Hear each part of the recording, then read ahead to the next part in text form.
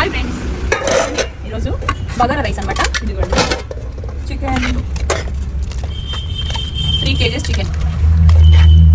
ఇది నోట్ నుంచి నల్లగా వస్తుంది కదా, నాకు తినాలని కానీ నేను తింటానికి లేదు, డైట్లో ఉన్నా. ఏంటి ఇంత చేసుకున్నారు మరి, మీరు తినరు కదా మీరు అడుగుతున్నారు.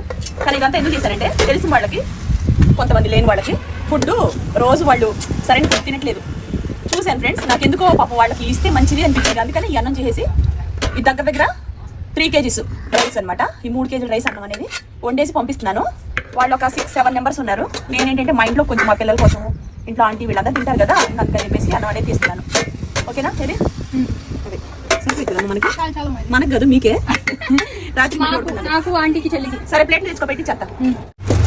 పిల్లలకి ఇంట్లో కొంచెం తీసాను ఫ్రెండ్స్, ఇంట్లో వీళ్ళు తింటారు, మనం అయితే చూస్తాం అనమాట. చాలా సెలక్షన్ కొంచెం పెట్టు, రాత్రి కూడా మీరు పెట్టేసేసుకోండి. నేను వాళ్ళకి అన్నం స్పాన్సర్ చేసి మంచిదండి. వాళ్ళు ఎప్పటి నుంచి తినాలనుకుంటున్నారు. నా చేతి పంట ఇష్టం. నేను పాస్ అయింది కదా, కొంచెం నాకు ఎందుకు ఎవరైనా